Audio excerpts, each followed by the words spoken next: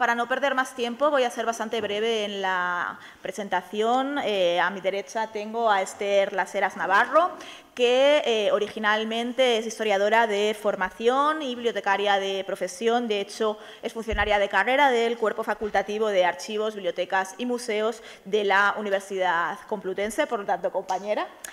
Ha desarrollado toda su carrera profesional en la Universidad Complutense de Madrid, ocupando diferentes puestos de responsabilidad en la Biblioteca de Ciencias Geológicas, en la de Geografía, Historia y Psicología y también en los servicios de gestión de las colecciones y de acceso al documento.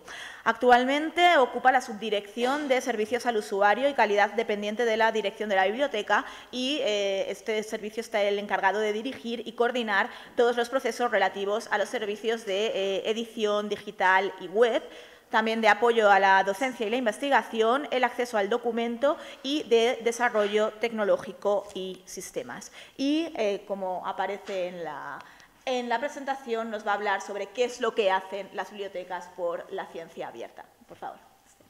Hola, buenos días a todos. ¿Qué tal? Bueno, como ha dicho Amaranta, soy Esther y actualmente trabajo en la Subdirección de Servicios al Usuario y Calidad de la Biblioteca Complutense. Y bueno, quería agradecer especialmente a Dolores, que nos invitó a la biblioteca y a los bibliotecarios a compartir nuestra experiencia sobre ciencia abierta y sobre lo que hacemos los bibliotecarios en relación a la ciencia abierta. En la presentación vais a ver que miro de vez en cuando allí, pero necesito apoyo de la presentación porque si no va a ser un poco complicado. En primer lugar, sí que quiero hablar brevemente de ciencia abierta, no me voy a extender mucho, pero sí que creo que es importante. La ciencia abierta es un proceso que es mucho más complejo, va mucho más allá del simple acceso abierto a las publicaciones y a los datos de investigación. Es un proceso mucho más complejo que incluye desde todo el ciclo de producción del conocimiento científico, desde que se concibe hasta que se recogen los datos, se procesan, se publican, se distribuyen y se reutilizan, así como la evaluación de los resultados. Este proceso implica una doble apertura porque quiere decir, para que se produzca ciencia abierta, los resultados de investigación, lógicamente, tienen que estar en abierto, pero también es importante que los procesos y las herramientas de investigación que utilizamos sean abiertos y colaborativos. La gestión de los datos de investigación está estrechamente relacionada con los principios FAIR, de los que me imagino que se habrá hablado en este curso y de los que voy a hablar brevemente a continuación, que quiere decir que estos datos de investigación tienen que ser encontrables, accesibles, interoperables y reutilizables. Encontrables en cuanto que los datos y los metadatos tienen que ser encontrados en herramientas de descubrimiento, en herramientas de búsqueda, y esto implica que tengan que tener identificadores únicos y persistentes, que permitan que la descripción de los metadatos sea una descripción enriquecida, que esté normalizada, y de eso los bibliotecarios sabemos bastante en relación al tratamiento de los datos y de los metadatos. Accesible quiere decir que utilice protocolos estandarizados, que permita que los datos sean abiertos, sean gratuitos y sean universales. Interoperables, que utilicen estándares abiertos, que permitan el intercambio, que se puedan compartir. Y en cuanto a reutilizables, pues que su procedencia debe estar muy clara y también las condiciones de esta reutilización. Un lema de los principios FAIR es que el conocimiento debe ser tan abierto como sea posible, tan cerrado como sea necesario. Este pantallazo que veis es la recomendación de la UNESCO sobre ciencia abierta y habla de 4 piezas clave. El conocimiento científico en abierto, esto se refiere pues, a las grandes el conocimiento científico en abierto se refiere al conjunto de todo el conocimiento, a las publicaciones científicas, incluye los metadatos, los datos de investigación, los recursos educativos y todos los programas y equipamientos informáticos que se utilizan para ciencia abierta, que tienen que tener licencias abiertas de código abierto. En segundo lugar, la infraestructura de la ciencia abierta. Esta infraestructura se relaciona pues, con los grandes equipos científicos, por una parte, y con todos los recursos basados en el conocimiento, y tanto la infraestructura física como la virtual tienen que ser entendidas como infraestructuras sin ánimo de lucro que permitan un acceso permanente al conjunto de la sociedad en general. Una tercera pieza clave sería la participación abierta de los agentes sociales. Esto permite que el proceso científico sea más abierto, más inclusivo y además permite nuevas formas de colaboración y de participación. Así podemos hablar de financiación colectiva, de producción colectiva o de voluntariado científico. Y esto implica la colaboración entre la ciencia, entre los científicos y la sociedad en general, entre los ciudadanos. Y, en último lugar, podría hablar del diálogo abierto con otros sistemas de conocimiento, que lo que pretende es promover la inclusión de los conocimientos de investigadores que tradicionalmente han sido marginados. Y esto se relaciona directamente con la Declaración Universal de la UNESCO sobre diversidad cultural. Bueno, esto es un pantallazo que no me voy a detener mucho, pero para que lo veáis, la URL aparece abajo y también se trata de la recomendación sobre ciencia abierta que utiliza la UNESCO y que habla de valores y principios, pues valores, la calidad y la integridad, equidad y justicia, diversidad e inclusión, etcétera, y una serie de principios que se tienen que cumplir para que se produzca ciencia abierta. También tenemos que hablar de restricciones de acceso, porque en algunos casos, cuando las causas estén suficientemente justificadas, no se puede compartir todo este conocimiento científico en abierto. Pues algunos motivos pueden ser problemas de seguridad nacional, de confidencialidad, protección de los derechos humanos, derecho a la privacidad, etcétera. También es cierto que la UNESCO señala que siempre que sea posible, aunque no sea en abierto total, pero siempre que sea posible, es recomendable compartir el conocimiento. A lo mejor solo se puede compartir entre dos instituciones o solo se puede compartir parte del conocimiento, pero sí recomienda la máxima apertura en la compartición del conocimiento científico. Si hablo muy alto, que hablo muy alto, me lo decís, porque me voy a separar un poco porque os voy a dejar sordos. Ahora voy a pasar a explicaros un poco por qué las bibliotecas, desde hace tiempo, y en particular los bibliotecarios, apoyamos la ciencia abierta. Realmente, aunque el origen de las bibliotecas eran espacios cerrados, que se dedicaban a conservar las colecciones y que su acceso era bastante limitado, desde hace ya muchas décadas son espacios abiertos, colaborativos y públicos que se alinean con este concepto de ciencia abierta. Ya a finales de los años 80 del siglo pasado, del siglo XX, un sociólogo americano que se llamaba Ray Oldenburg escribió un libro que se llama The Great Good Place, que hacía alusión a la biblioteca como tercer lugar. Él consideraba que el primer lugar era el hogar y las personas con las que compartimos nuestra vida, en nuestra casa. El segundo lugar correspondía al trabajo y el tercer lugar él lo relacionaba pues, con aquellos espacios que son neutrales, en los que la gente se anima a ir, se sienten bienvenidos, que facilita las relaciones interpersonales, que facilita la comunicación. Y él consideró que las bibliotecas se podían considerar como un tercer lugar. Otros terceros lugares, por ejemplo, serían pues, un gimnasio, los parques o los restaurantes.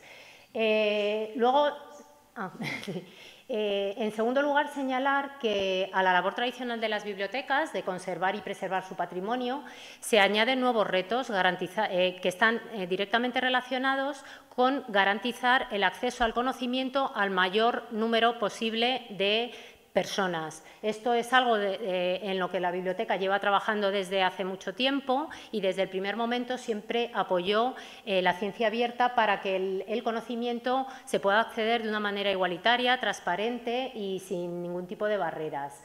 Además, el acceso abierto a los datos de investigación, sin ningún tipo de trabas, no solo contribuye al avance de la ciencia, sino que también contribuye al avance de la sociedad en general.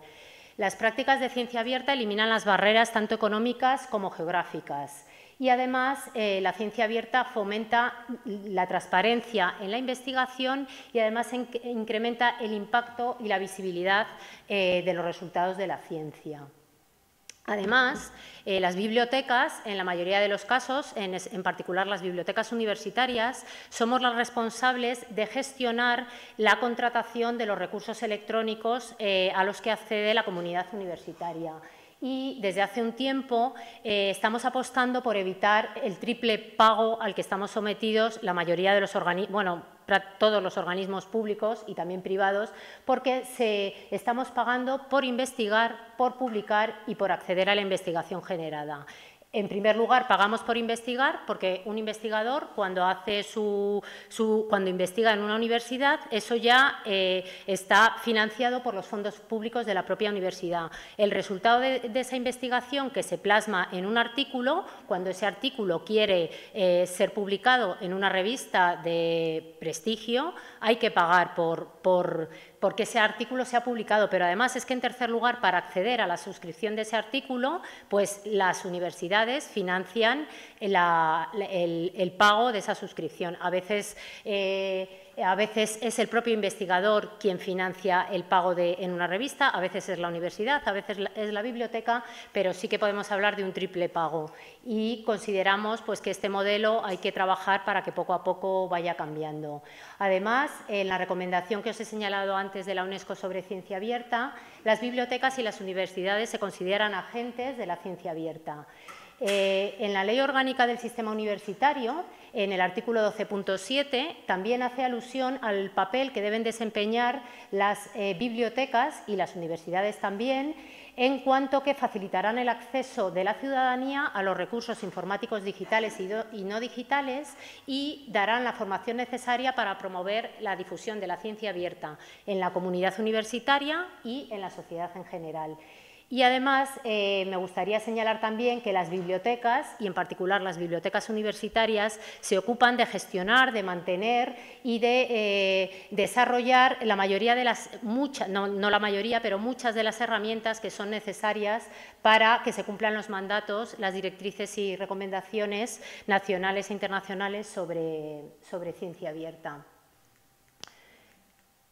En cuanto a la ciencia abierta en la UCM, bueno, como sabéis, existe legislación tanto nacional como internacional sobre la obligatoriedad de depositar en abierto las investigaciones generadas en el propio ámbito universitario. En este caso, ya aparece establecido en la Ley 17 de 2022, en su artículo 37, denominado Ciencia Abierta. Además, también se aprobó un Real Decreto que obligaba a que se depositaran las tesis doctorales en abierto en los repositorios institucionales.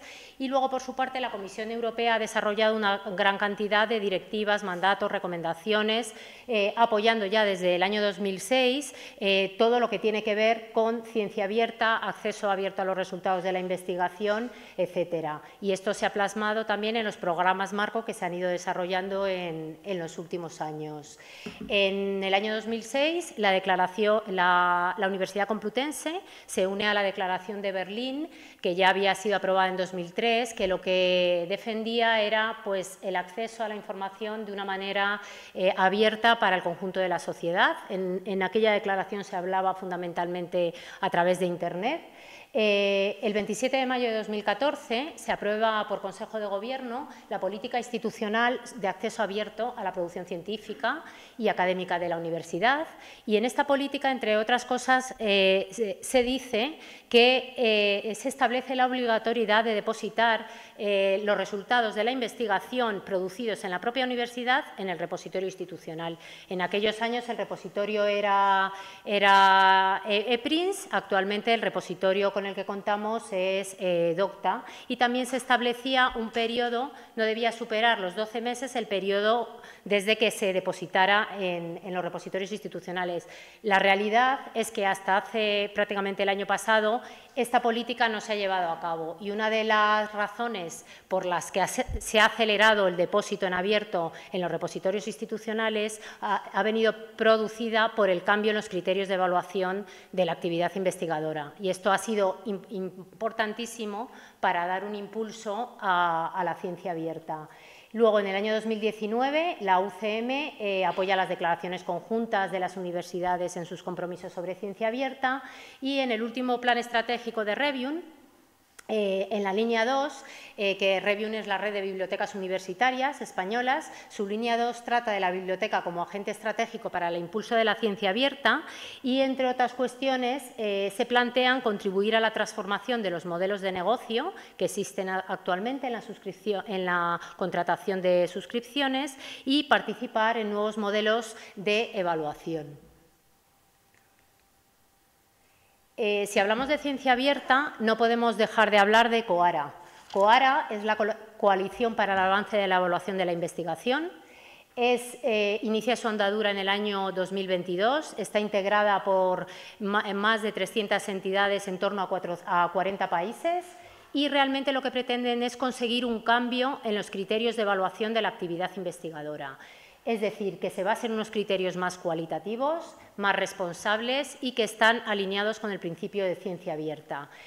COARA se basa en 10 compromisos clave, que los voy a nombrar brevemente. En primer lugar, reconocer la diversidad, la pluralidad de las contribuciones y trayectorias. Esto lo que persigue es evitar modelos únicos y rígidos. Además, adoptar modelos de evaluación cualitativos que permitan una revisión por pares transparente y equitativa, y también es importante la contextualización de los métodos de evaluación cuantitativos. En tercer lugar, que no se haga un uso inadecuado de las métricas tradicionales, el factor de impacto, el índice H, etcétera. Que se promueva la transparencia y la apertura a través de un acceso abierto y de compartir los datos. Fomentar la diversidad, la equidad y la inclusión, que los procesos de evaluación sean justos y no sean discriminatorios. Reconocer la transferencia del conocimiento y el impacto social, la transferencia al conjunto de la sociedad, garantizar la formación y sensibilización. Para ello es muy importante capacitar a los evaluadores y también al personal investigador, capacitarle en estos nuevos criterios de evaluación que promueve COARA, asignar los recursos adecuados, pues invertir fondos y esfuerzos en desarrollar esta política, compartir buenas prácticas y aprendizaje mutuo, compartir las experiencias, que los grupos de trabajo sean interdisciplinares y, por último, evaluar y mejorar los sistemas de evaluación. La Universidad Complutense es miembro de COARA desde el año 2023 y en el año 2024 inicia su adaptación a los compromisos y a los procesos de COARA. Participa así en el COARA National Chapter de España, que está coordinado por la NECA, la CRUE y el CSIC, y que va a marcar la hoja de ruta para conseguir nuevos criterios de evaluación de la investigación, de la actividad investigadora. Entre sus objetivos, ¿qué tiene? Pues preparar al personal docente e investigador para estos cambios que se están produciendo en la evaluación de la actividad y que incluye una mayor valoración de la calidad, la diversidad y la integración social y el impacto social. Es muy importante. Por otra parte, asegurar que las políticas se alineen con los principios de apertura y evaluación responsable promovidos por COARA. Y, en definitiva, lo que se pretende conseguir es conseguir la integración explícita de la ciencia abierta en los sistemas de evaluación. Y esto supone un cambio de paradigma muy importante porque implica evolucionar desde un sistema que estaba basado práctica única y exclusivamente en las prácticas tradicionales, en las métricas tradicionales de valoración, hacia modelos más cualitativos, responsables, con la apertura de los resultados y la revisión por pares. El principal impulsor este año, hace unos meses realmente, el Vicerrectorado de Transferencia e Investigación de nuestra universidad, la biblioteca también dependemos de ellos, ha creado un grupo de trabajo de la Universidad Complutense que está asesorado y coordinado por un investigador de la Facultad de Psicología, por Pandelis Perakakis, que es un investigador que tiene estuvo trabajando en el CSIC, tiene muchísima experiencia en ciencia abierta. Y en este grupo participan 2 bibliotecarios y también representantes del PDI de todas las áreas temáticas. Está recientemente creado y con este grupo lo que se pretende es implementar un plan de acción que cumpla con los compromisos de COARA, de publicación en abierto, compartición de datos de investigación, colaboración interdisciplinar, que a mí me parece que es imprescindible y que muchas veces nosotros que trabajamos en una universidad tan grande es complejo a veces, y transferencia del conocimiento a la sociedad y ciencia ciudadana. Todo esto, de lo que estoy hablando, tanto COARA y todos estos principios de ciencia abierta, realmente están promovidos también desde el ámbito europeo y en España contamos con la Estrategia Nacional de Ciencia Abierta, el Espacio Europeo de Ciencia Abierta, el Espacio Europeo de Investigación, y lo que se pretende es pues, consolidar un sistema de evaluación de la investigación que valore la calidad, la transparencia y la apertura dentro del espacio europeo. Esto, como decía Lea, decía que es verdad que en el papel es muy sencillo, pero luego es complejo llevarlo a cabo, pero bueno, en eso estamos. Ahora os voy a hablar de las principales herramientas con las que contamos en la biblioteca de apoyo a la ciencia abierta. La primera de ellas es Docta Complutense, que es nuestro repositorio.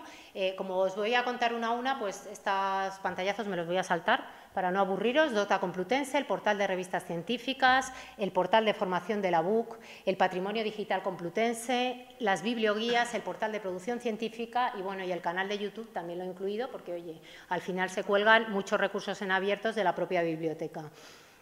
¿Qué es Docta Complutense? Bueno, como sabéis, es el repositorio institucional de nuestra universidad y es la infraestructura básica en la que se asienta la estrategia de acceso abierto de la Universidad Complutense. Este repositorio permite el acceso en abierto e inmediato a la mayor parte de la producción que se genera en la universidad. En torno al 75% de las publicaciones está en abierto. Hay algunas que tienen embargo, a las que no se puede acceder. Y está basado en un código abierto, en un código de lenguaje abierto que se llama DSpace. Antes hicimos el cambio de ePrints a DSpace. Y, bueno, es nuestra principal herramienta para apoyar la ciencia abierta. Además, la Universidad Complutense es, si no me equivoco, es la universidad que mayor número de tesis doctorales en abierto tiene depositadas en el repositorio. Más de 22.000 tesis doctorales están depositadas en abierto en el repositorio institucional. ¿Qué papel hacemos nosotros, los bibliotecarios? Bueno, pues entre otras cosas gestionamos y mantenemos el repositorio, asegurando la recopilación, la preservación y que toda esa cantidad de información esté accesible para toda la comunidad universitaria y para todo el mundo en general. Ofrecemos asesoramiento y cursos de formación sobre el depósito, derechos de autor y licencias abiertas.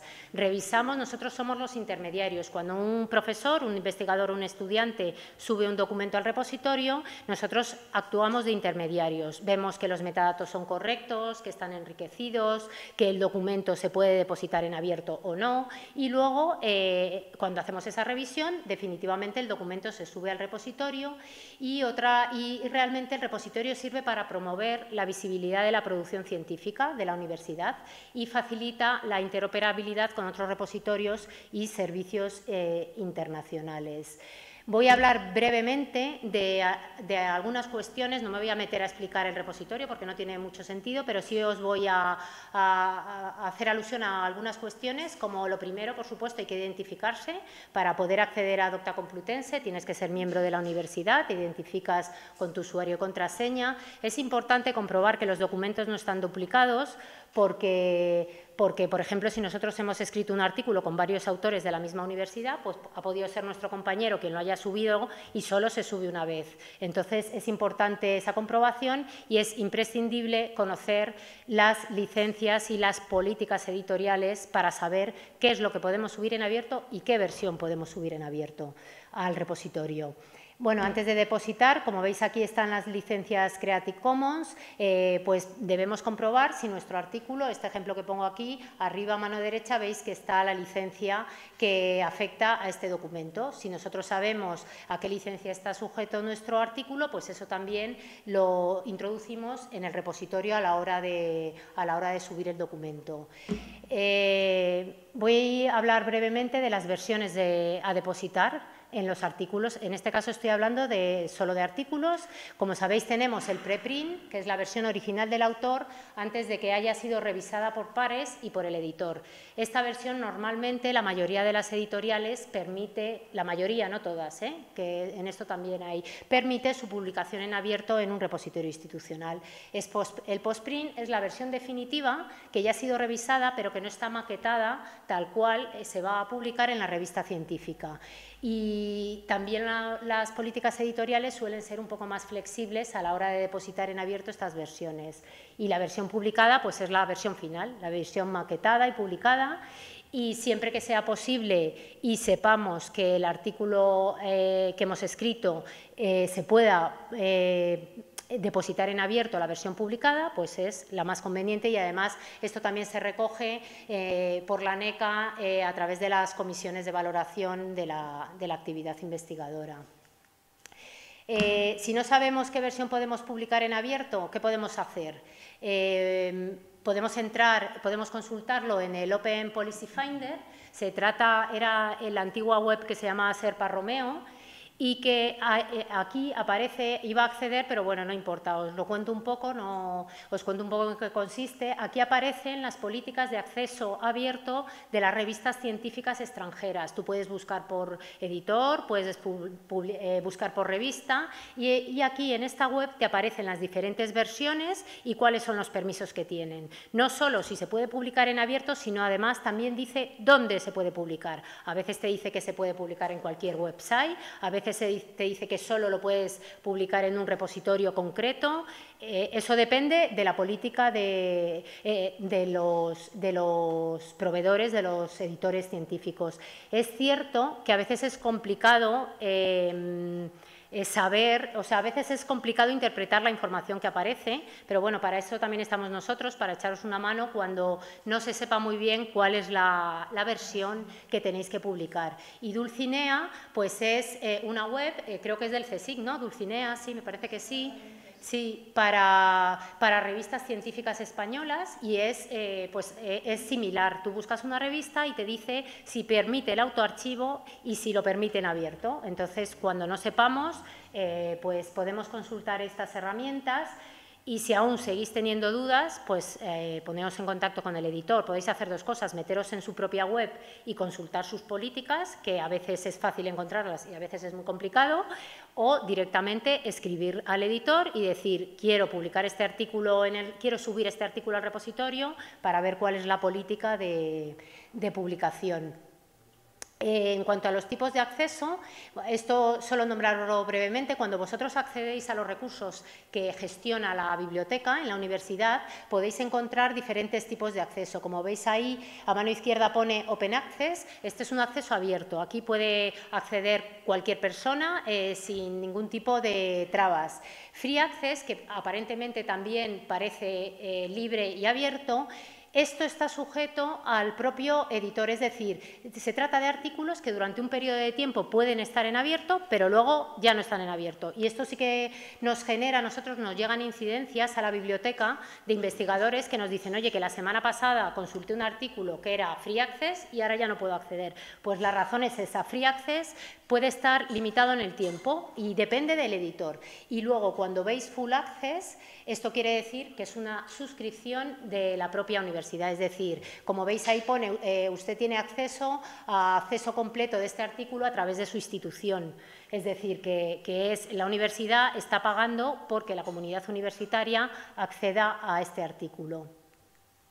En cuanto a los capítulos de libros, pues si se trata de libros que no están en acceso abierto, que como sabéis son la mayoría, pues hay que comprobar las políticas editoriales. La mayoría de los libros no están en acceso abierto. Aquí os he puesto un pantallazo de un libro que está en acceso abierto, pero es verdad, cuando queremos, por ejemplo, subir un capítulo de un libro, por mucho que lo hayamos escrito nosotros y seamos los autores, tenemos que tener el permiso de la editorial para subirlo en abierto. Entonces, normalmente, o bien consultamos las políticas de la editorial a través de la web, o podemos, lo mismo que con las revistas, ponernos en contacto con la editorial y directamente preguntar y preguntarles si es, porque a veces esto ha pasado alguna vez, que la política de la editorial aparentemente es restrictiva, pero luego te permiten, por ejemplo, no subir el libro completo, pero sí un capítulo de un libro en un repositorio.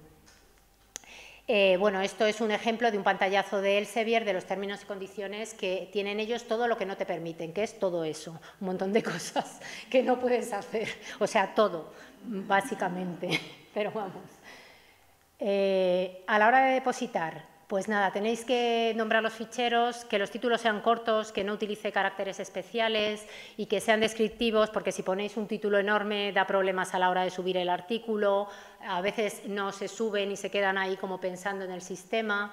Es importante y fundamental seleccionar bien la colección a la que pertenece, porque en función de la colección que seleccionemos nos va a aparecer un desplegable, un formulario que corresponde a los metadatos, es decir, los metadatos de un artículo son diferentes a los metadatos de un TFM o de un recurso educativo en abierto. Entonces, una vez que seleccionemos la colección a la que pertenece, se despliegan los metadatos y vamos rellenando para subir nuestro documento.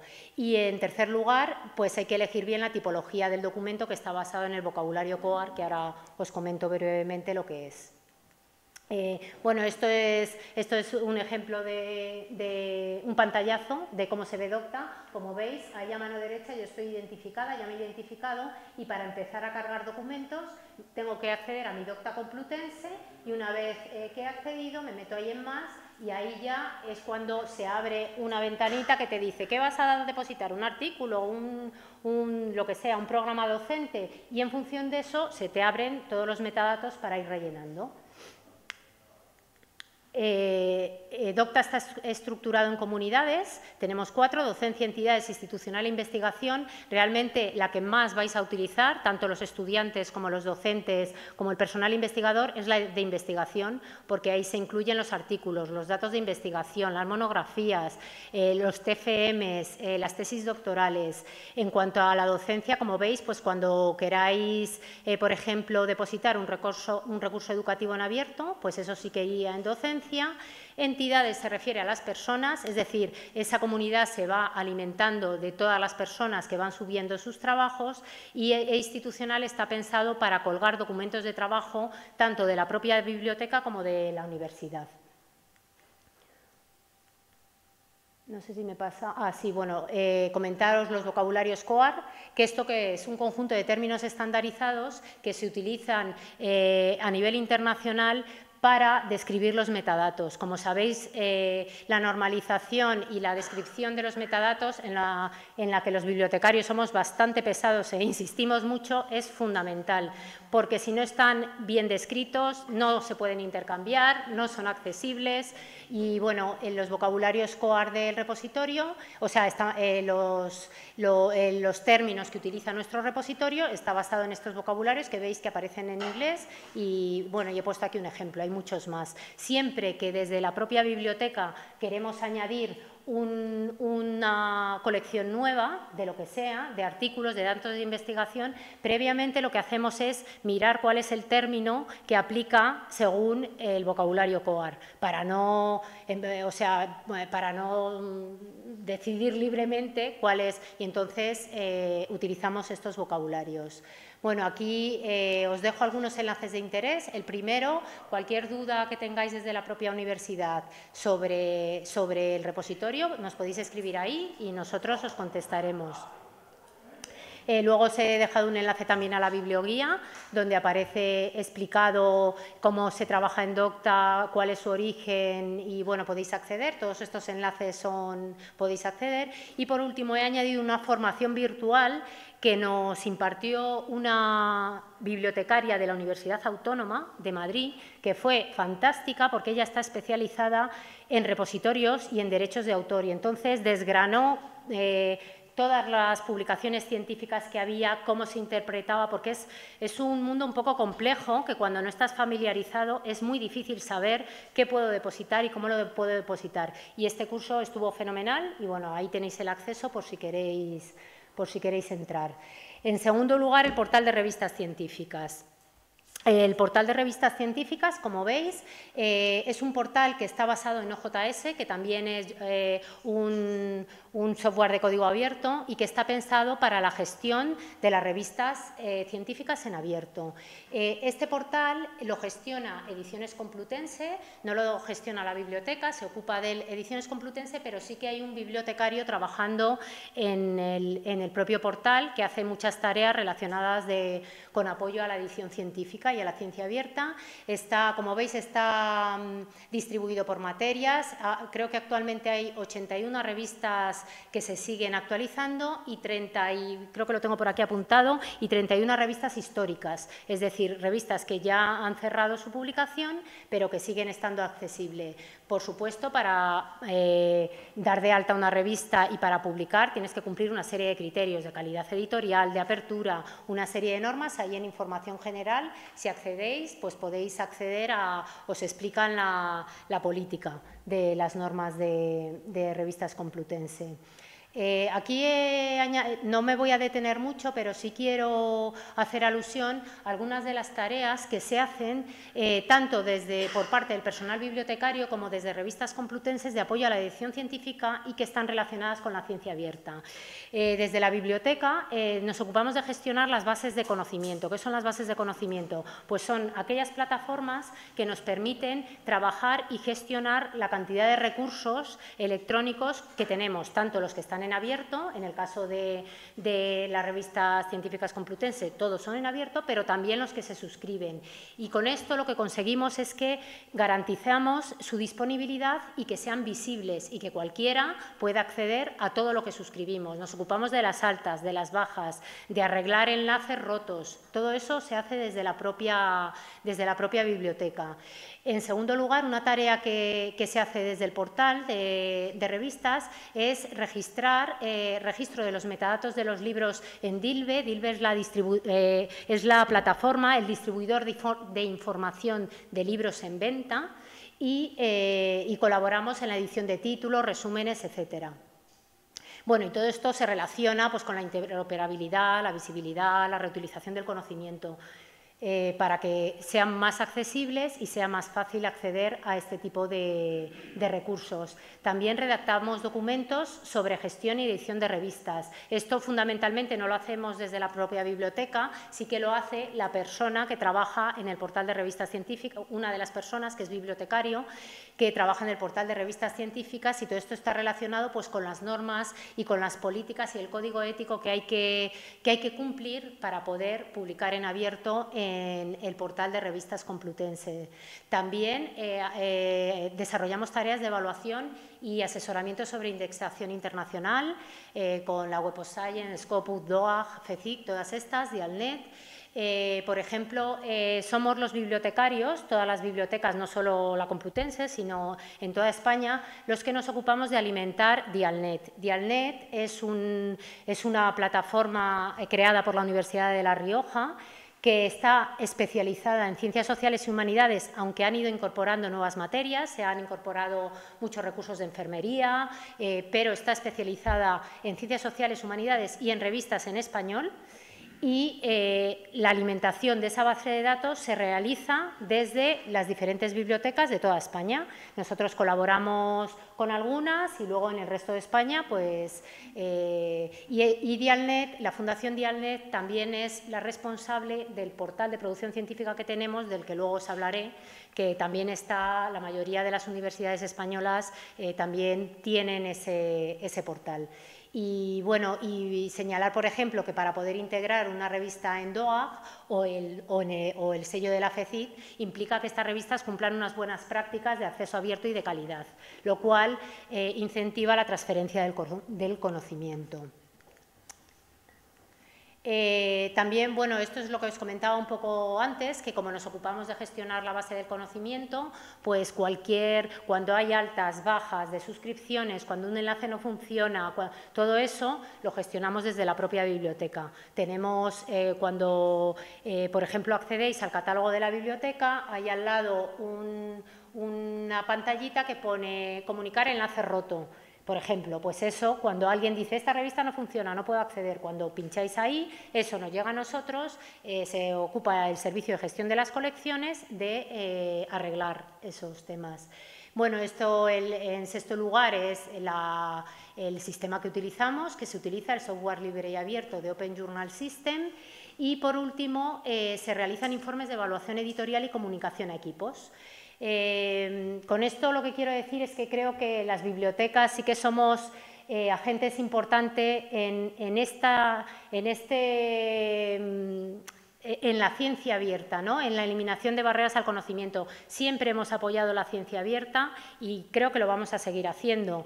A veces de mejor manera que otras, a veces es más complejo, pero bueno, ahí estamos en ello. Otra de las herramientas es el portal de formación de la Biblioteca Complutense. ¿Esto qué recoge?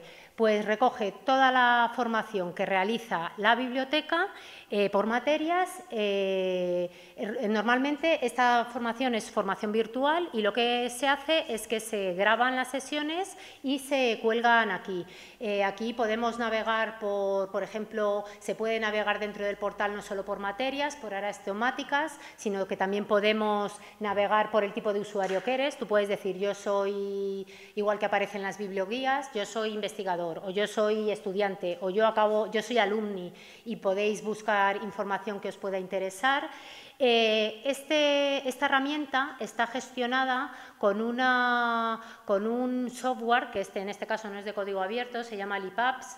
Es un software que utilizan muchas bibliotecas que permite no solo la gestión del portal, también permite las biblioguías, que ahora os las mostraré, permite la reserva de espacios. Cuando reserváis un espacio, una sala de trabajo en grupo, también se gestiona a través de esta aplicación. Y bueno, hay una cantidad de cursos que están colgados, que se van actualizando y que están en abierto para todo el mundo. Aquí he querido destacar pues, los 4 cursos que tenemos actualmente en Humanidades Digitales que se han realizado a lo largo de este año sobre Humanidades Digitales, y tú a través de la biblioguía accedes y puedes ir metiéndose. Están grabados, como os digo, y bueno, y están accesibles para todo el mundo. De hecho, muchas veces nos han llegado bastantes solicitudes de información de los cursos de Latinoamérica y de Argentina, nos escriben, oye, yo puedo acceder, yo puedo entrar, tal, son abiertos. A veces piensan pero estos cursos cualquiera puede acceder a ellos, consultarlos y verlos. Y también se incluye, que se me olvidaba, cursos externos. Por ejemplo, cuando un proveedor nos da un curso y consideramos que es interesante, o cuando una persona, como el curso que os comentaba de la persona de la Universidad Autónoma que nos dio un curso sobre licencias, pues también no solo se cuelgan los cursos que hace la propia universidad y la biblioteca, sino que también tenemos acceso a cursos externos. Aquí se me ha acabado lo de Docta, ha bajado. Bueno, estos son los principales cursos que hemos realizado sobre ciencia abierta en 2024 y 2025. Como luego tendréis acceso a esta presentación, bueno, pues no los voy a nombrar. Vale, ahora os voy a hablar del patrimonio digital complutense. Para mí el patrimonio digital complutense es como la joya de la corona. Quiero decir, a mí me gusta muchísimo, me parece que han hecho un trabajo fantástico. Esta web está basada en un software de código abierto que se llama Omeka. Está gestionado por el Servicio de Edición Digital y Web de la biblioteca, y también participa en la alimentación del portal pues, el Servicio de Desarrollo Tecnológico y Sistemas. Como sabéis, nuestra universidad es muy antigua. Inicia su andadura en 1499, es decir, tenemos 526 años de historia, y esto se traduce en un patrimonio bibliográfico súper rico y maravilloso que está conservado en la Biblioteca Histórica en la calle Noviciado, en el centro de Madrid.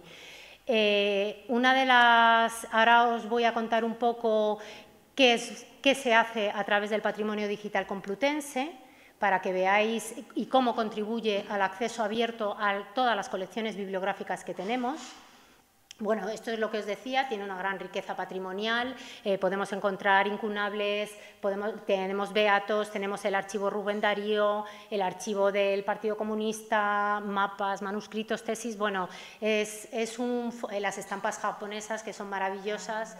Sí, es un patrimonio precioso, pero es verdad que su acceso directo es difícil, porque son unos fondos, o sea, directo quiero decir en papel, porque son unos fondos que tienen unas condiciones de conservación muy estrictas y que hay que garantizar que no se pierdan. Entonces, la manera de que se pueda acceder a él para todo el mundo es a través de su digitalización.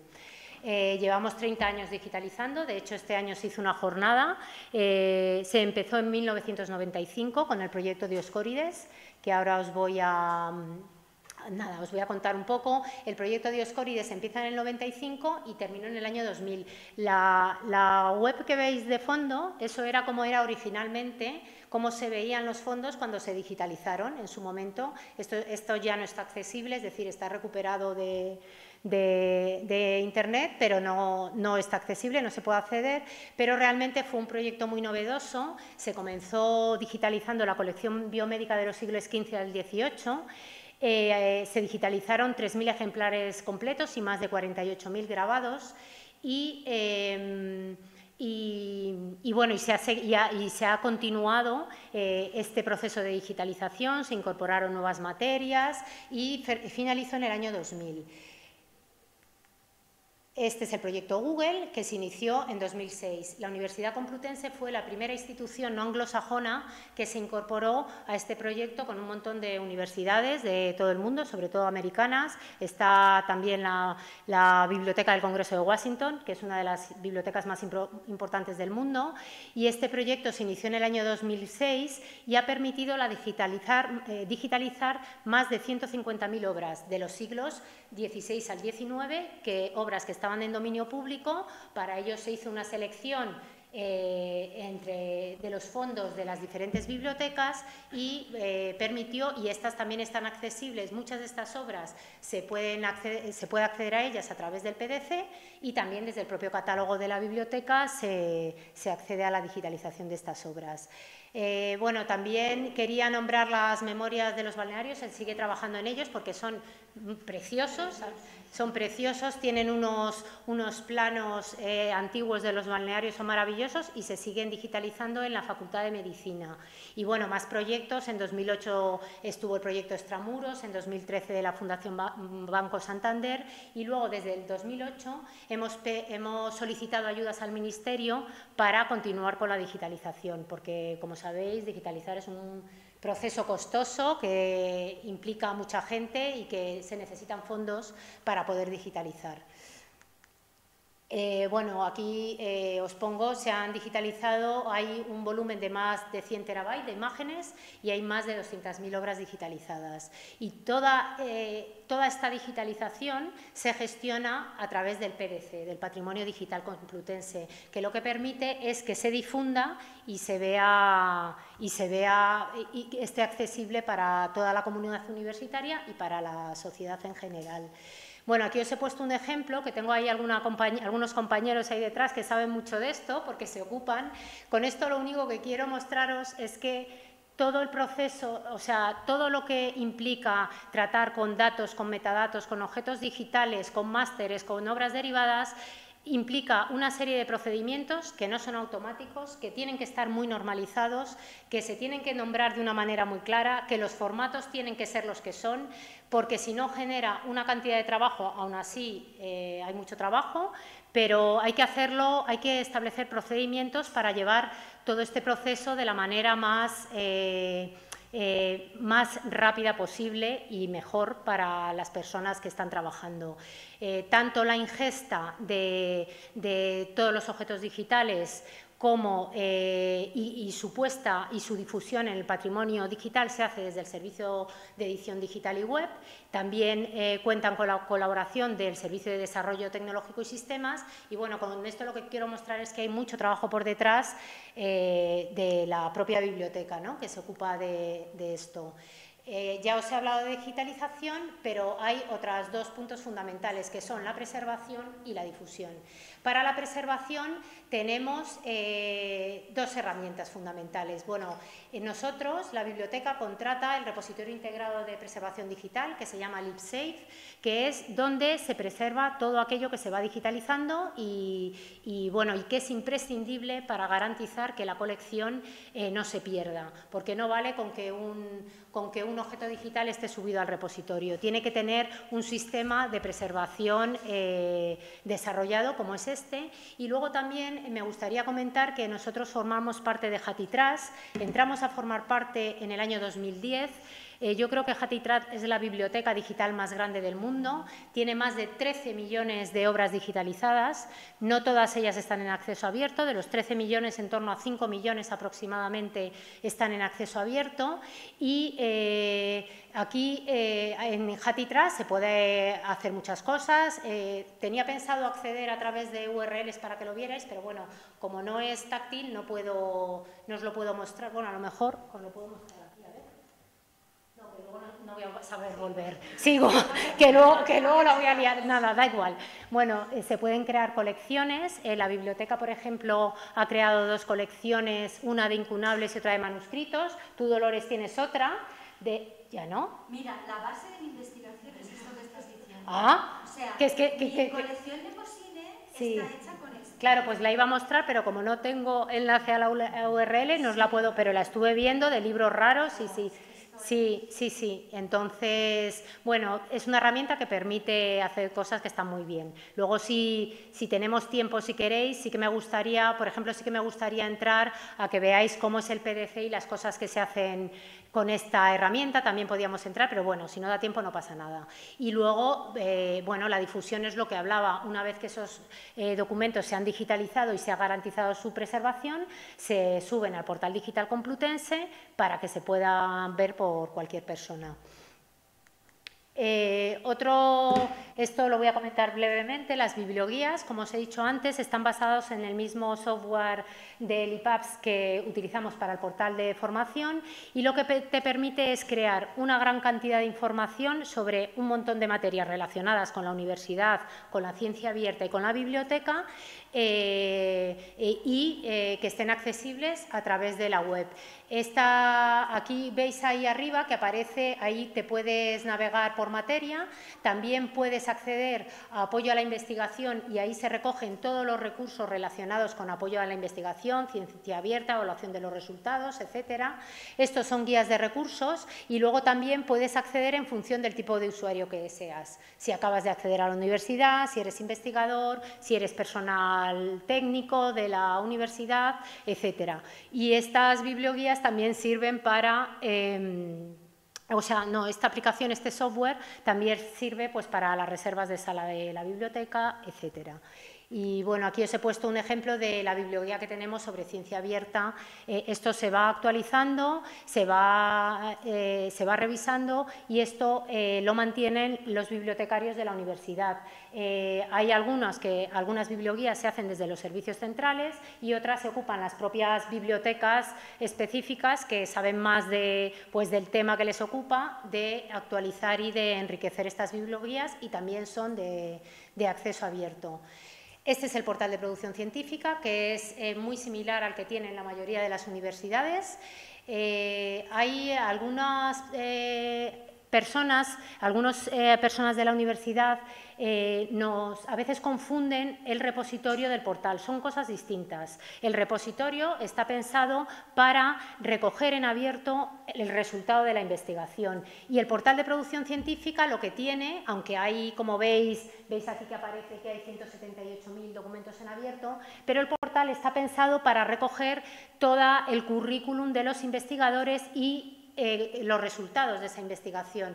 Si nosotros pincháramos en resultados, ahí aparecen las métricas de la investigación. Este portal está mantenido por la Fundación Dialnet y una de las cuestiones en las que queremos trabajar y que estamos en ello, pero es complicada, como todas estas cosas, es integrar, que esté interconectado el portal con el repositorio. Ahora mismo la única conexión porque la verdad es que eso es un tema que siempre nos llega a nosotros, que nos preguntan los investigadores y nos dicen, pero ¿por qué? ¿Por qué tengo que subir esto en el portal? ¿Por qué también lo tengo que subir en Docta? Que es un problema y es un problema que existe. ¿Por qué tengo que hacer la misma cosa 4 veces? Pues la realidad es que actualmente la única interconexión que hay entre el portal y Docta es el nombre de las personas, que eso sí que lo trae, se alimenta directamente del portal, pero ahora mismo no hay ningún tipo de vínculo entre los dos sistemas y entonces es un tema que sí que tenemos que trabajar. Bueno, y como veis, pues aquí aparece ahí abajo el número de investigadores, grupos, proyectos, etcétera. Bueno, y por último comentar que la biblioteca tiene un canal, que es este, y que ahí aparecen colgados pues gran cantidad de vídeos y de material que consideramos que es interesante para la comunidad universitaria en particular. Creo que voy muy rápido, pero estoy casi acabando. Pero bueno, yo es que hablo muy rápido, así que mejor, así. Me gustaría terminar mi presentación con los laboratorios bibliotecarios. He seleccionado esta frase que está acogida de la página web de la Biblioteca de Documentación, porque me parece que define muy bien lo que es un laboratorio bibliotecario. Dice, todo empieza en la biblioteca, pero no se sabe dónde acaba. Y yo creo que es así, que los laboratorios bibliotecarios, un poco el espíritu es conectar la biblioteca con el resto de la sociedad, pero no se sabe muy bien cuál va a ser el resultado de estos laboratorios bibliotecarios. Voy a hablar de DocuLab.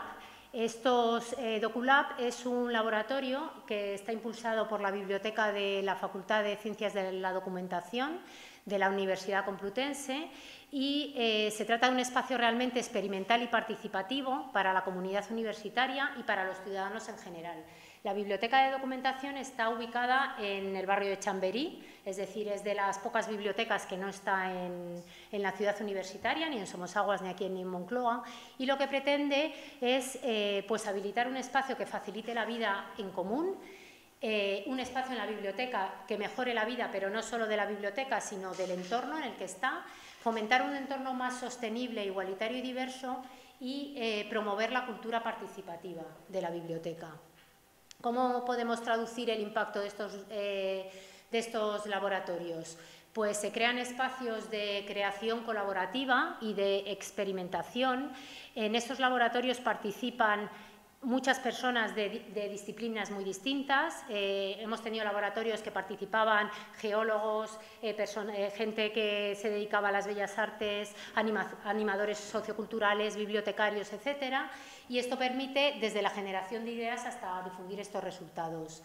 Fomenta la ciencia abierta, porque son abiertos, son transparentes, permiten el acceso libre a la información y la reutilización del conocimiento. Utilizan metodologías participativas, como son talleres, hackatones, proyectos participativos. Contribuyen a la cultura científica y social, porque fomentan y favorecen el vínculo entre la biblioteca y la sociedad, y además sirven de ejemplos de buenas prácticas para otras bibliotecas y centros académicos. Algunos ejemplos, uno de los primeros laboratorios que se desarrollaron se llamaba Visita a la cultura del libro en Chamberí, y en este proyecto lo que se pretendía es que los estudiantes y los vecinos del barrio exploraran juntos la historia del barrio a través de una serie de paseos por sitios emblemáticos de Chamberí. Todo este itinerario estaba conectado y además se podía acceder, se hizo una selección de fondos, no solo de la Biblioteca de Documentación, sino de bibliotecas del barrio que estaban relacionados con estos sitios que se habían visitado. Y con esto lo que se pretende es reforzar los conocimientos académicos y las habilidades de comunicación entre los propios estudiantes de la universidad y las personas que viven en el barrio, que no tienen por qué tener relación con la biblioteca y con la universidad, y realmente pues acceder a lo que se pretende es acercar el contenido universitario de una manera lúdica y participativa, para que no haga falta ser estudiante o ser profesor para acceder y utilizar además también la propia biblioteca del barrio, ¿no? Que la Biblioteca de Documentación, aunque es una biblioteca histórica, universitaria, pero puede ser utilizada por cualquier persona que se acerque por allí. Otro proyecto, otro laboratorio que se llevó a cabo fue el de Docutaco, que aquí lo que se pretende es celebrar la cultura nipona, dar a conocer la cultura de los amantes, la cultura de las personas que aman Japón y toda la documentación que genera. Se han desarrollado conferencias, actividades sobre la cultura asiática, tanto tradicional como contemporánea, y estas jornadas se han basado especialmente en la subcultura otaku, que se relaciona con el anime y con el manga, pero bueno, tiene más, no es solo eso, y lo que se pretende es fomentar las colaboraciones interinstitucionales y fomentar el amor por la cultura asiática en el entorno universitario y en el propio barrio. Otra de los laboratorios, no estoy segura si se ha llevado a cabo, sí que sé que se planteó en el taller de DocuLab, y esto lo que se pretendía era entrevistar entrevistar a unas 10 mujeres mayores de 70 años que ya tuvieran experiencia, que nos hablaran sobre su vida, sobre sus experiencias, sobre cómo habían influido otras mujeres en su vida, qué habían aprendido de otras mujeres, y entonces esto se quería grabar, y resultado de esa grabación pues se pensó a lo mejor que se podría sacar un pequeño libro, un pequeño fanzine. Como os digo, no estoy segura si este taller se ha llevado a cabo, sí que sé que estaba programado, pero desconozco si se llevó a cabo. Otro de los talleres de los que me gustaría hablar, y en el que han participado también compañeros de la propia biblioteca, de hecho 2 compañeras fueron las que propusieron este laboratorio bibliotecario que se ha llevado a cabo, es el Laboratorio de Identificación y Geolocalización Colaborativa de la colección fotográfica Hernández Pacheco. ¿Qué es esta colección? Esta colección es una colección de 3.000 placas de vidrio de gran calidad de un geólogo de finales del 19 y principios del 20, que se llamaba Hernández Pacheco, y que reunió esta colección con fines fundamentalmente pedagógicos. Entonces, estas 3.000 placas de vídeo estuvieron en el departamento me parece que era de Geodinámica de la Facultad de Geológicas, estuvieron allí durante muchos años. En el año 2014 pasaron a formar parte de la colección de la Biblioteca Histórica. Son unas placas preciosas, yo las he visto, las tienen allí en unos armarios, y son sobre todo sobre temas de geología, geomorfología, son realmente... A mí me parece que tiene mucho valor. Y entonces lo que ocurrió es que un grupo de trabajo de la universidad que se llama Fotodoc se dedicó a digitalizarlas y a identificarlas. Estuvo trabajando en eso. De las 3.000 placas hay 60 y tantas, no recuerdo el número, 61, 64, que no están identificadas. El resto están identificadas, pero no todas están bien identificadas. Y con este proyecto lo que se pretendía era establecer un grupo de trabajo colaborativo para poder no solo identificarlas, sino también geolocalizarlas. Han trabajado profesionales de diferentes disciplinas, como veis, de geología, animación cultural, han participado bibliotecarias de Bellas Artes, etcétera, y además todo esto se ha plasmado en el portal digital Complutense, que es lo que también os quería enseñar, que no sé si lo podremos ver porque es precioso como ha quedado, y han hecho algunas iniciativas que han resultado de este proyecto. Ha sido, por ejemplo, se ha creado dentro del PDC un formulario colaborativo al que tú puedes acceder, es libre. Tú imagínate que ves una placa de estas, ves la fotografía digitalizada en Patrimonio Digital Complutense, y tú sabes exactamente a qué corresponde porque es tu pueblo. Pues tú, a través de ese formulario, puedes escribir y decir: esta placa corresponde a esta determinada zona. Luego también, desde la propia biblioteca, se pusieron en contacto con toda la red de bibliotecas de la Comunidad de Madrid para que colaboraran en la identificación de fotografías. Esto estoy hablando de Madrid, pero hay fotografías de toda España, hay fotografías, me parece, también de Tánger, de Marruecos y del Sáhara, me parece. Y entonces la idea es ir enviando a los diferentes grupos de bibliotecas de las diferentes comunidades correos que les permitan para que participen también en la identificación de estas fotografías. Luego, también, resultado de estos laboratorios bibliotecarios, pues participaron también algunas bibliotecarias de la casa en un podcast que se llamaba Roibos en la Mesa, sobre las bibliotecas en el siglo XXI. También se hizo una doble visita de todos los integrantes del grupo, por una parte a la Biblioteca Histórica para ver las placas de vidrio originales y por otra parte al Museo de Geología. Y según me han contado sus participantes, ha sido una experiencia muy enriquecedora y en la que se sigue trabajando. Aquí os he puesto también lo de PDC Lab, que es una nueva como una nueva parte que han abierto en el PDC, que lo que te permite es hacer cosas diferentes con la colección digital, con nuestro patrimonio. También había pensado enseñároslo a través de, para que pudierais ver, pues por ejemplo permite conocer parte de la, o sea, descargar parte de las digitalizaciones de nuestro fondo antiguo y permite hacer animaciones, que se mueva, permite colorear, permite hacer fanzines y se explica cómo hacerlo y bueno, me parece que es una idea que está muy bien, que es muy novedosa, que ha quedado muy bien, que es muy bonita y bueno, os lo quería nombrar. Ya estoy terminando. Sí me gustaría hacer alusión al TFM que acaba de presentar mi compañera Paloma, que está allí, porque me parece que es estupendo, que está muy bien y que además a mí me ha ayudado mucho para prepararme esta presentación. Este TFM la autora es Paloma del Pozo y ha sido tutorizado por Almudena Caballos, que es la responsable del servicio de edición digital y web y que es la persona que colabora con vosotros en Claria y a la que conocéis mucho y tenéis mucho contacto. Y bueno, entre otras cosas, lo que se plantea el TFM es si la colaboración ciudadana puede mejorar las colecciones patrimoniales de las bibliotecas universitarias. También habla del proyecto de geolocalización e identificación que os acabo de contar. Ahí tenéis el handle por si queréis acceder, que está colgado en Docta. Y bueno, Paloma plantea que una posible colaboración con Claria sería pues que la biblioteca fuera un aliado estratégico en los proyectos de investigación de datos, especialmente en el campo de las humanidades digitales.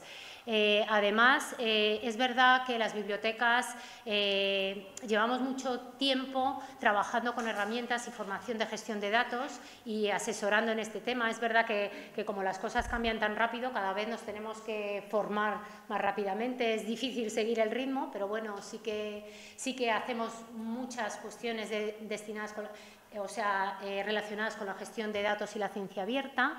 Y luego ella también planteaba la extracción de los propios datasets de las colecciones digitales complutenses con datos en bruto en formatos reutilizables, que esto consideramos que es muy valioso para la investigación.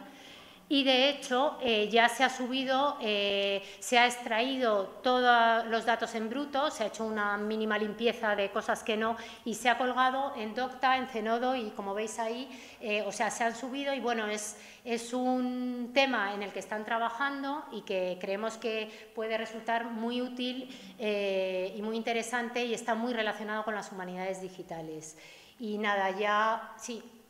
Esto, al próximo congreso de Daria, Paloma... Ay, Palomita está ahí. Practicar en inglés, y esto, póster, comunicación o lo que quieras, pero por favor.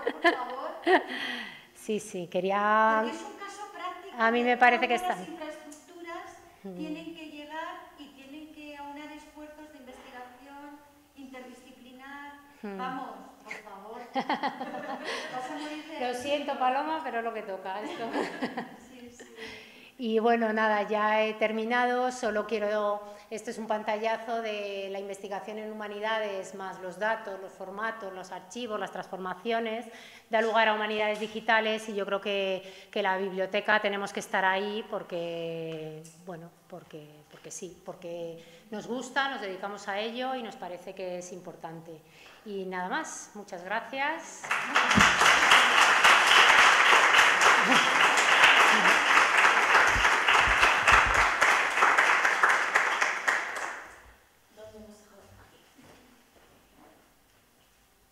Muchas gracias, Esther. No sé si habría algunas preguntas en la sala, porque también podemos aprovechar para ver lo que no hemos visto. Entonces, aquí había una pregunta, pero luego tenemos también cosas para mostrar. Bueno, antes de nada, muchas gracias por esta magistral exposición. Mi nombre es Laura Partal, yo soy predoc en la Universidad de Jaén y más que una pregunta es una reflexión y sobre todo agradecimiento. En mi caso conocía la labor que hacíais en la biblioteca de la Complutense Madrid, aunque me pilla, como digo, un poquito lejito, porque yo uso la biblioteca histórica de la Complutense. Mi siglo es el 18, como yo digo. Entonces, la biblioteca, a través de los canales de difusión que tiene, no solo de su página web, sino de redes sociales sobre todo, he podido acceder a documentación que primero no sabía ni que existía, segundo, ni que yo podía tener acceso, porque como en toda biblioteca tienes que ser pues, personal de esa institución. Y yo sabía que había como mucho trabajo de fondo, ¿no? Porque otras bibliotecas, incluida la mía, debería aprender. Y nada, simplemente era agradecimiento por hacer accesible, y yo sé que tiene mucho trabajo de gestión y tal, sé que también lo hacéis porque el personal estáis muy implicado y como bien ha comentado, os gusta el trabajo, y era agradecer la posibilidad de que gente que no somos de la institución, que también nos dedicamos al ámbito académico, en este caso histórico, podamos acceder a esos libros, a esos artículos, a ese material que sin duda para nuestra labor de investigación es fundamental y que ayuda un poco bueno, a avanzar en nuestras investigaciones. Entonces, más que pregunta, era agradecimiento por la labor que hacéis y que sigáis así, y a ver si toman nota otra biblioteca. Bueno, pues nada, yo darte las gracias a ti, le transmitiré al equipo que se ocupa de todos estos temas vuestro agradecimiento. Yo creo que es un trabajo muy bonito porque sí que se ve que tiene unos resultados para un montón de gente, ¿no? Cuando tú puedes acceder a algo que es un documento muy antiguo, que es muy complicado verlo directamente, pero tienes acceso y se ve además con alta resolución, que se ve, pues es un trabajo que a mí me parece muy bonito y muy satisfactorio. Muchas gracias. No sé si hay alguna pregunta más o algún comentario de alabanza, también viene bien, crítica sobre el funcionamiento. Si no queréis, yo participo. Pues... Yo, bueno, pues gracias por agradecer sin que yo tenga que agradecer. O sea, que sea desde fuera, que se vea incluso los bibliotecarios complutenses como son, porque son otra casta. En general, los bibliotecarios son ciencia abierta. Siempre que necesitas algo, les preguntas y te ayudan. O sea, esa es mi experiencia con las bibliotecas en general, con Biblioteca Nacional también, Biblioteca de la Universidad de Salamanca, donde también estuve, y me encontré con una investigadora que venía de Chicago a consultar fondos, Luisa Griera, y me dijo, mira, Dolores, entonces era yo predoc, como tú, fíjate, y me dijo, mira, Dolores, para hacer bien una investigación, hazte amiga de un bibliotecario. Y entonces eso me ha quedado en mi vida, o sea, siempre he querido ser amiga del bibliotecario porque sabía que era la puerta abierta que me iba a facilitar el acceso al laboratorio, que para mí las bibliotecas son verdaderos laboratorios. Entonces, de lo que puede aportar la Complutense y por qué yo he invitado a la Complutense en contra de Ediciones Complutense que se han quedado allí al final, que también tenemos 4 participantes de ediciones porque me parecía que tenían que estar, es por toda esta labor que veis que han estado desarrollando durante años. Ellos, incluso en su conferencia, o sea, yo me emociono, se me ha puesto el pelo de punta, pero en su conferencia bonito, ¿no? Ellos ya marcan cómo pueden participar en Claria y saben cómo pueden participar en Claria. Entonces, lo que estamos haciendo desde el nodo Claria, lo primero es que Almudena Caballos ha estado conmigo codo con codo. O sea, yo soy la cara visible, pero yo no sería nada, ni como investigadora, ni como partícipe de este proyecto, si no hubiera sido por biblioteca. O sea, lo que ella ha dicho de Hatitras, que lo ha dicho así como de pasada, es una verdadera pasada. O sea, a mí me gustaría que los investigadores, todos, supieran que las bibliotecas nos pueden aportar datos de investigación fundamentales para desarrollar investigación puntera. O sea, la Biblioteca Digital Nemosine, que ha conseguido fondos de la comunidad y nacionales, nace porque los bibliotecarios digitalizaron todos los fondos de nuestra biblioteca y los compartieron a través de esta Hatitrust, donde empecé a ver que podía crear dataset en el año 2015, pues cuando empezasteis, que escuché a Almudena en una conferencia y dije, voy a hacerlo. Y acoté un dataset que era todos los libros publicados desde 1868 a 1936. Y yo dije, anda, pero si están aquí todos. Y empiezas a ver los datos de otra manera. Y luego ya a Almudena le dije, quiero descargarme todos estos datos. O sea, lo de ciencia abierta empieza en las bibliotecas. Entonces me parecía que como caso práctico para ver cómo llega a nosotros la ciencia abierta y que la tenemos ahí al lado, que nos estamos dando codo con codo, la biblioteca tenía que estar, representaba como principio de la investigación. Bueno, no me quiero enrollar más, simplemente agradecerte. Solamente tenía una objeción que hacer, porque también yo creo que se aprende pues, con una visión crítica. Es verdad que se nos llena la boca, ayer no estuviste, pero yo hacía un poco mofa de este término FAIR, que parece que se nos llena la boca, así como diciendo datos, FAIR, y yo decía que no creía en la interoperabilidad de los datos, porque los datos tienen que ser interoperables, pero a mí me demuestran que la interoperabilidad es muy escasa aún. Y yo sí he tenido que volver a rellenar Docta Complutense. Entonces, mi deseo es, por favor, que los informáticos hagan una herramienta que realmente sea milagrosa e interoperable. ¿Para qué?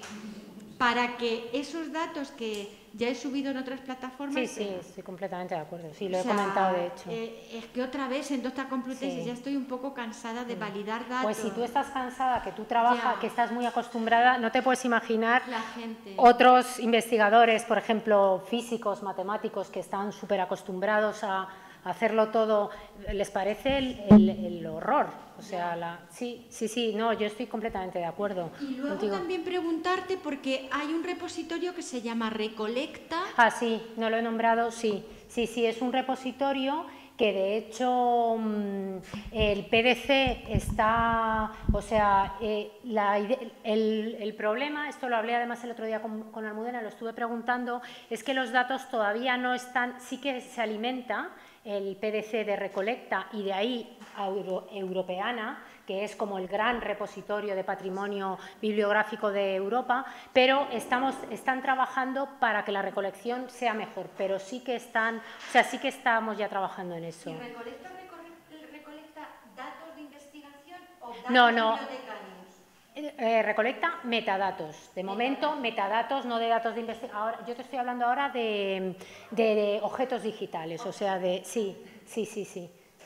Y bueno, estamos trabajando para que recolecte mejor, porque siempre las recolecciones siempre nos generan problemas y siempre hay que ajustar y bueno. Pero lo que a nivel de escala. Sí. Teníamos aquí un comentario o pregunta. Hilvanando lo que dice Dolores, hay un lema que dice: si quieres llegar lejos en la vida, pon un bibliotecario en tu camino. ¡Ay, qué bonito, qué bonito! Tengo hecha una infografía, pero en el móvil no la encuentro.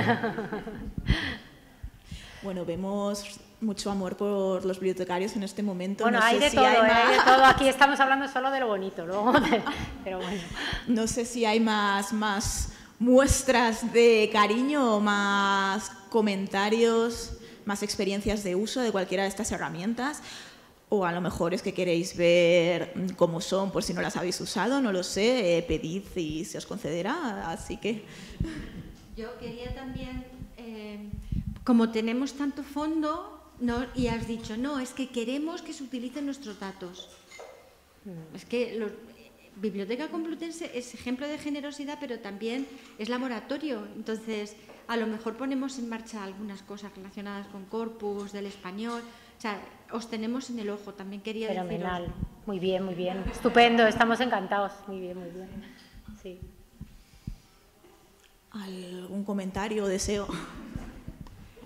Sí, casi es un deseo, porque hablabas, Esther, del portal de investigación que está basado en los datos de Dialnet y que recoge producción científica depositada o recolectada de alguna manera en Dialnet. Eso permite trazar el perfil de los investigadores, ¿no? En cuanto a lo que ha hecho. por investigadores, bueno, por grupos. Bueno, en realidad los datos, a ver, es que la gestión del portal, o sea, el portal de gestión, o sea, el portal de producción pertenece a Dialnet, son ellos, de hecho tiene su estructura, son ellos los que lo gestionan, pero los datos de los investigadores, de los grupos de investigación, si no me equivoco, de los proyectos, esos datos se recogen del sistema interno que tenemos en la universidad que se llama Ochoa para que estén disponibles. Y ahora hablo de las publicaciones. Y las publicaciones se recogen de WOS,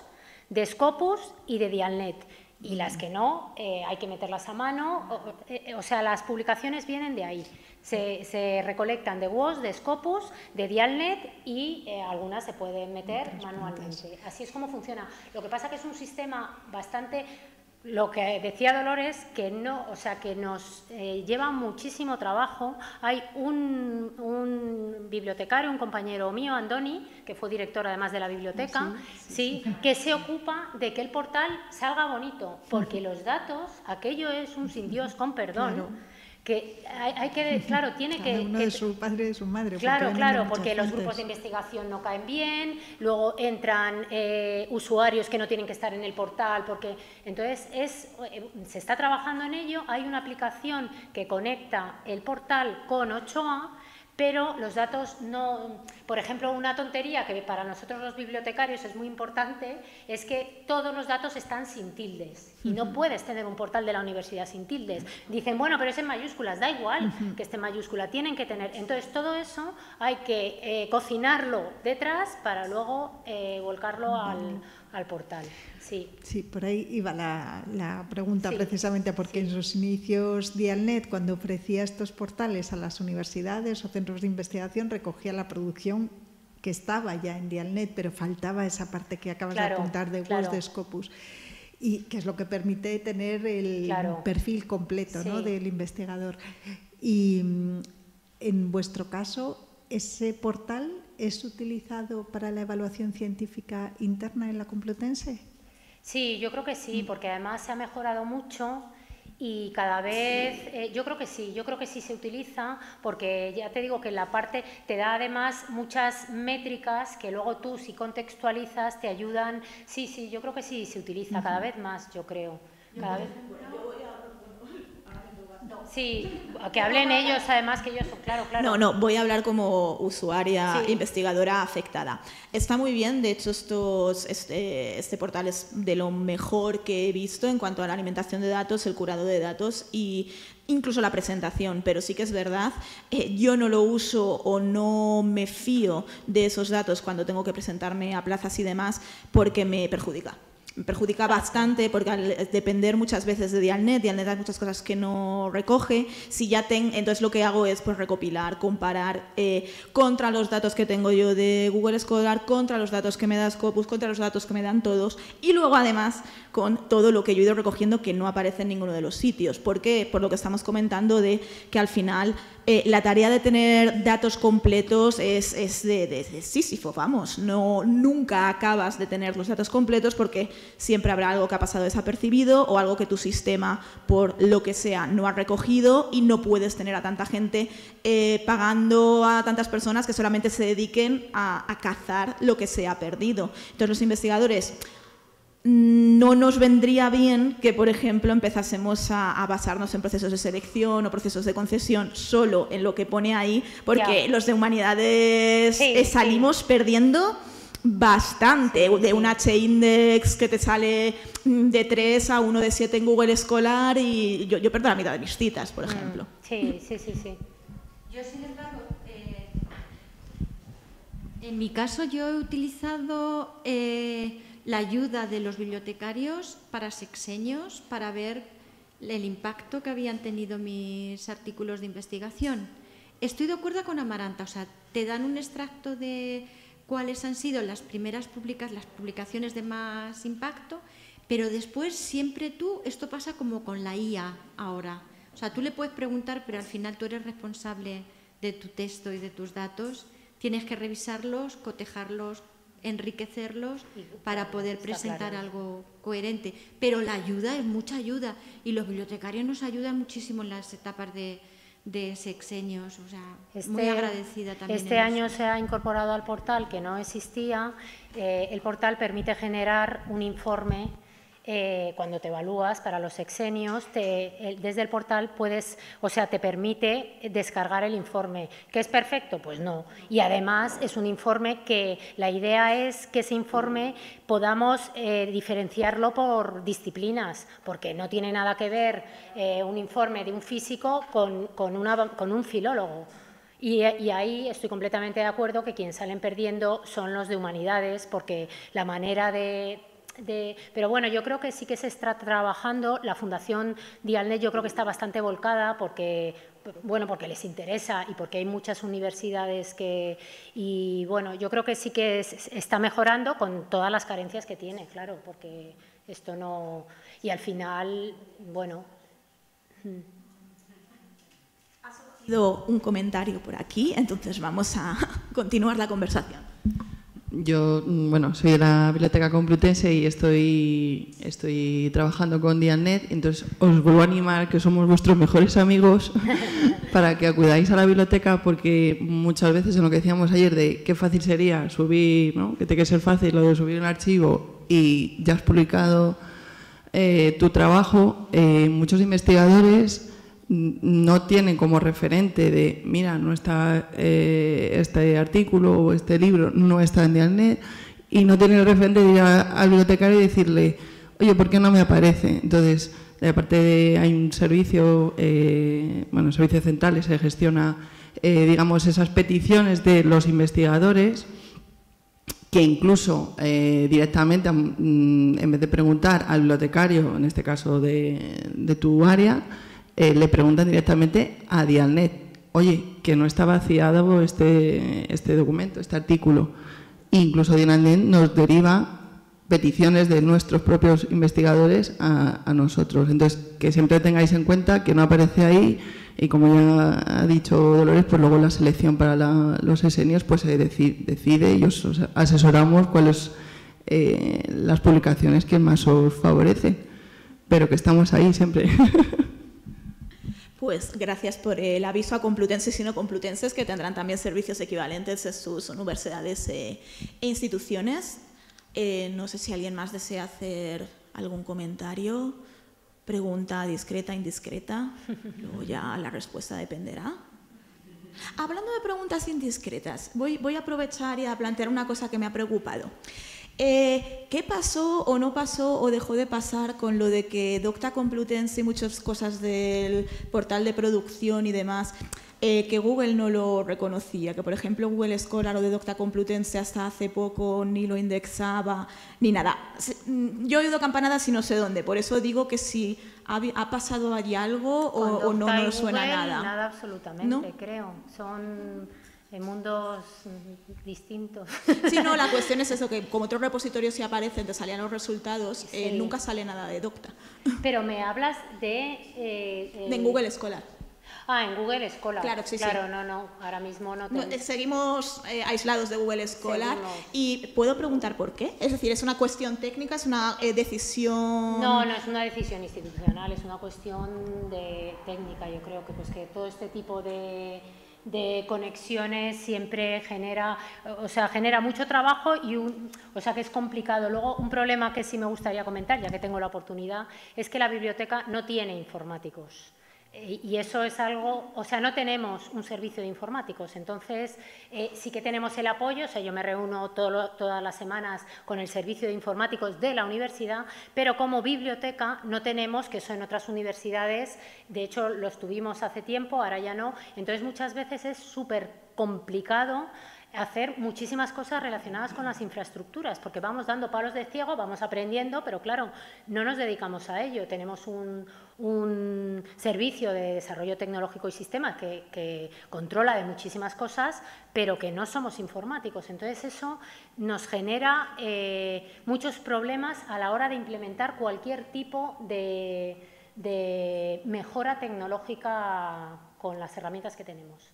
Entonces, bueno, aquí queda dicho. Ahí también hay una conexión, ¿no? De lo que tú decías por ejemplo, sí, lo que comentaba Lea esta mañana, ¿no? De GoTriple, que tú vas ahí y puedes tener acceso a bibliografía experta en distintos idiomas, que me parece fundamental porque, a ver, en mi caso, que soy de filología española, pues muchas veces nuestros estudiantes se remiten solamente a Dialnet, que trabaja con filología, con revistas españolas principalmente. Y yo les digo, no, tenéis que buscar en Scopus, tenéis que buscar en la MLA, que también pagamos MLA, un poco para que abran la mente a que hay otra bibliografía.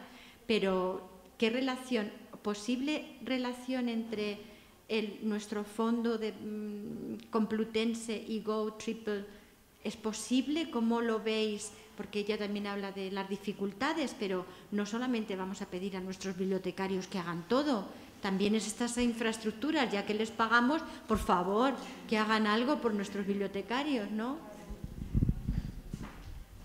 Sí, esto es esencial. De hecho, yo cuando te escuchaba, Esther, pensaba en todas las cosas o los caminos paralelos que se han afrontado desde las bibliotecas del CSIC, en concreto la del Centro de Ciencias Humanas y Sociales, que es la que conozco yo más, que es verdad que es un trabajo constante, una innovación constante, y estáis desarrollando una tarea importantísima también para explotar, en el mejor sentido de la palabra, las colecciones históricas que ya existen, ¿no? Que son únicas.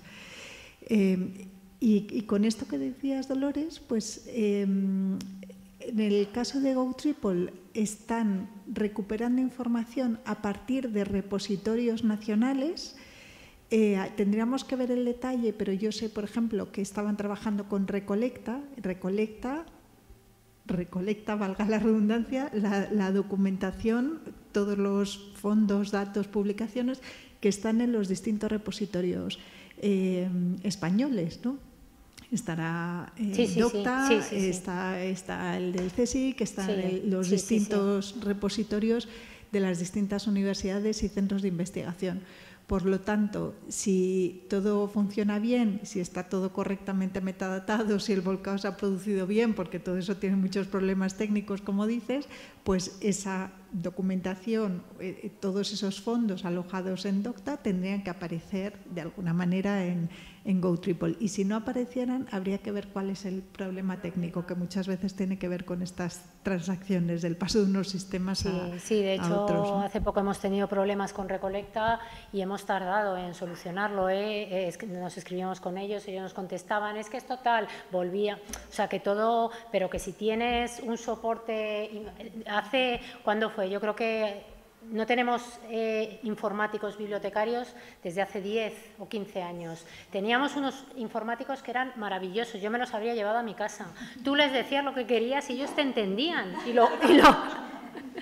Era estupendo. Bueno, por temas de, no sé por qué temas, ya la biblioteca no cuenta. Sí que contamos con los informáticos de la universidad, por supuesto, pero no se dedican, cada vez que tenemos que hacer algún tipo de migración... Claro, díselo a Lucía cuando quieras.